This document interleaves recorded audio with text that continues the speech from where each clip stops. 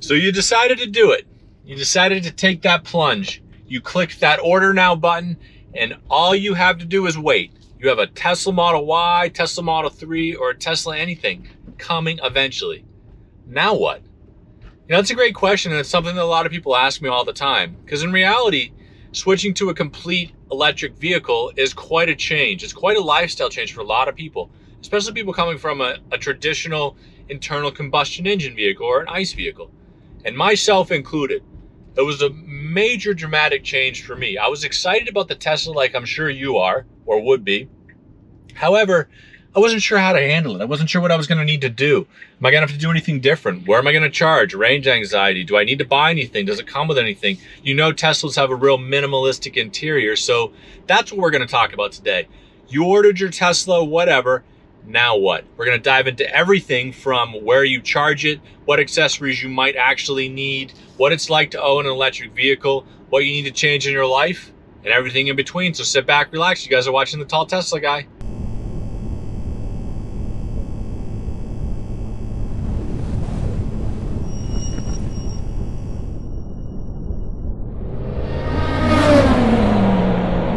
So we're going to start out with one of the most important things. So coming from a gas vehicle previous to the Tesla, you're going to realize that you need to figure out where you're going to charge. Now, Tesla did initially invest in this amazing, incredibly extensive supercharging network. You can see that they are everywhere you want to be. Along all the highways across the country, I never have to worry about where I'm going to charge because I know that there's going to be a supercharger. And in fact, the Tesla routing system, their routing navigation software that comes with the car and is automatically updated with something we'll talk about later on down the road, you get access to where they are. They'll tell you how many stalls are available, how long it's going to charge there. In fact, they'll actually plan your route around stopping at superchargers to limit the amount of time that you actually have to spend at them. So that part's fantastic. What if you don't want to charge at superchargers all the time, or you don't have one next to you? You have to figure out where you're going to charge on a normal basis. Now, you get a lot of miles with the car. Tesla Model Y gives you about 326 miles of range, way more than the miles that I need on any given day, certainly for my commute, and I've taken on a couple of road trips. It's been perfect. However, I do charge it at home. So when you buy the car, you actually get a 110 plug that comes with it. Now it plugs right into the car, plugs into any 110 outlet. It's only going to give you about 3 or 4 miles per hour of charge. So we decided to go for the 240 outlet from Tesla, a plug, and that plug will plug into the 240 and gives you about 30 miles of recouped range for every hour that you're. So you want to kind of figure out how you're going to charge the car as a first and foremost thing. Now, living in an apartment complex, place where you don't have a plug, there's extension cords, 110 outlet works just fine. You know, you can recoup most of the range you drive in a day in about 12 hours anyway, even on a 110. And then on the other side, superchargers are everywhere. There's destination chargers, Plug Share, Electrify America, all that sort of stuff. So figure out where you're going to charge. But I would say the 240 outlet is really the easiest, and it ends up only costing a couple $100s anyway. So that's one of the most important things. So where are you going to charge the car? The second thing you want to kind of think about is one of the cool things about Tesla, in addition to being a real minimalistic interior, is the technology. Right? The technology of the car when you buy it is something that is constantly updating. So in reality, they don't make a lot of exterior changes on the cars, and you'll notice that over the years. You see a 2016 Model S, it looks pretty close to the 2020 Model S. You know, and similar things are going to happen with the Model Y. It comes with the full self-driving software, it comes with the acceleration software, all that sort of stuff. It's just the technology that you have with it. And it's all within this infotainment center system. And that's kind of the most important part about it. But one of the key things with it, though, is you have to have access to internet. You have to have access to Wi-Fi in order to update it. Now, you can pull into the Starbucks parking lot, sit in the car, run inside, grab some food, you know, tap into their Wi-Fi, do an update. So it's not like you can't find it, but it is really convenient if you can get it at home. Now, this requires you to have a garage that's near Wi-Fi or have a Wi-Fi extender. But think about where you're going to do that. So if you don't have access to that, if you don't have access to a garage, just figure out where your closest Wi-Fi hotspot is going to be that you can access from your car. So you're going to get those updates. They come every few weeks.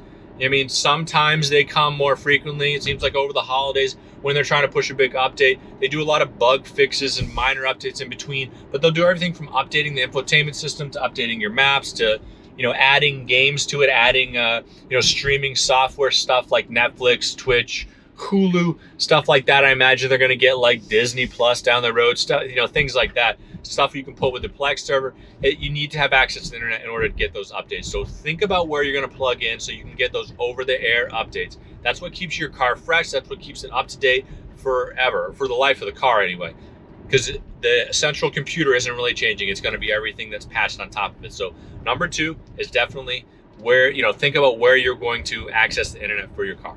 Now, number 3 is something that when you decide to pull the trigger, you decide to order, you hit order now in your car, you're actually going to get access to a couple of features before you get the car. You download the app, you have it on your phone, you're going to notice that things start to pop up in there. One of them is actually accessing the user manual for your car. Now, Tesla wants you to do this so that you're prepared to drive it when you go get it. There are a lot of things that are different with the car. Regen braking versus an electric or a regular traditional gas vehicle. Regen braking, how you you know, shift gears, how you stop the car. It's got the park hold, or you know, hold assist when you're on a hill, stuff like that. You know, minor searches through the navigation infotainment system.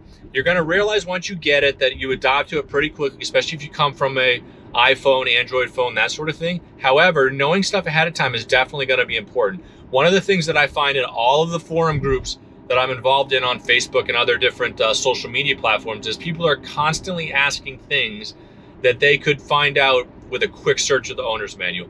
And I can say right from the start that I barely ever read the owner's manual on any gas vehicle, but before I took ownership or took delivery of our Tesla, I read through the owner's manual from beginning to end. It's not a fantastic read, but it's not bad. It's all digital. It's a PDF. Comes through your phone. You can get it through your Tesla login on a computer, but you can scan. There's a lot of stuff that you can find there, a lot of neat features that you can find that maybe you wouldn't know if you didn't read it. So read the owner's manual before you get it. You have plenty of time. In reality, you're going to be about you know, probably 4 to 6 weeks before you take delivery of your car once you hit that order now button anyway. So while you're waiting, it can help you fill that time and keep building that excitement for the car. So number 4, and this is an important one too. So one of the cool features about Teslas, any Tesla that you get, is it has a constantly running dash cam, right? The dash cam is going to be there if anything happens, any dramatic event happens, like intense braking, intense steering, you know, certainly if you honk the horn, and there's a feature in the car where you can actually save the clip automatically if you honk. You know, that kind of thing is super nice. So if anything does happen that wasn't dramatic, like something jumps out in front of your car, you know, over to the side, something bumps you, it'll automatically save those clips. But if it's something that doesn't affect the movement of the car and you want to save it, you hit the horn, it'll automatically save it. But what happens is the car doesn't have internal storage for any of this stuff. They've just now recently, with an over-the-air software update, given you the ability to put in a SSD card, a micro SD card, an SSD drive, whatever it is, but you can actually format it within the car. You used to have to take it out on your computer, create folders, do some formatting, all this odd stuff. You don't have to do that anymore, but you have to have the external drive, whether it's an SSD drive. I went with that because I wanted to have the ability to constantly write and overwrite and all that kind of stuff, or a micro SD card, you know, something like that. You have USB-C connectors in the, you know, one of your sub compartments anyway. You have to plug a micro SD card in there or an SSD drive. Also, it's going to save your Sentry mode footage. Now, Sentry mode is something that happens. The car automatically goes in Sentry mode when it locks, providing that you have it turned on anyway. Whenever you're in a parking lot, somebody walks near your car, it's actually going to record from the cameras. Now, there's 8 cameras around the car. It's going to actually record from the cameras around the car to save the footage in case somebody's messing with your car. Somebody, you know, scratches it, dings it with a door, you know, their door, something like that, bumps the car, tries to break into your car, whatever it is, the Sentry mode is actually going to record all that stuff. So in addition to the dash cam that's constantly filming while you're driving, the Sentry mode is going to be one of those important things as well. And you want to be able to save both of them. So that's why you need that SSD drive or you need the micro SD card.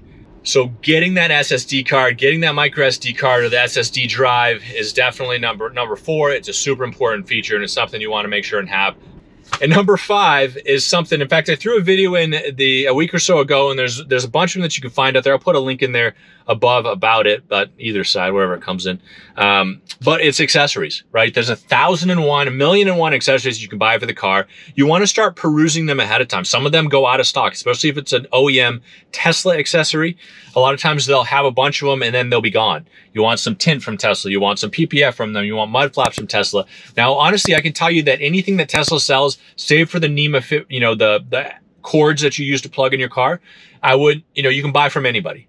You don't actually have to buy from Tesla.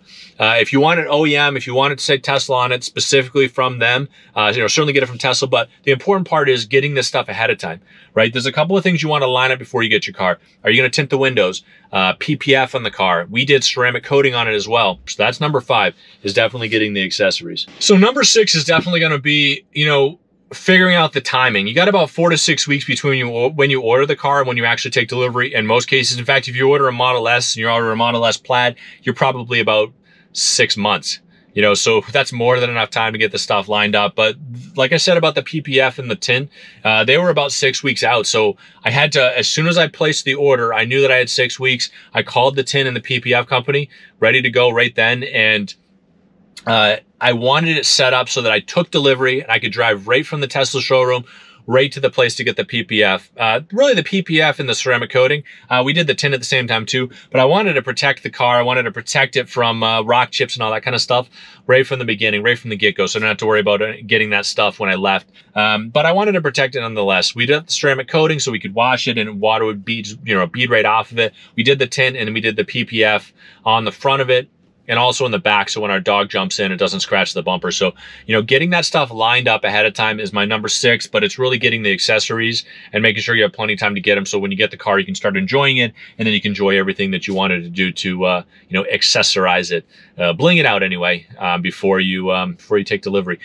So number 7 is actually important, but it's important to do beforehand, before you go to get your car, before you take delivery of your Tesla, just because you're not going to have time once you get there. Now, Tesla will actually offer you a trade-in. Now, this is if you have a trade-in. We didn't trade anything in with our car, but it was important to shop the financing as well. So, that's kind of part of it too, or that's important as well.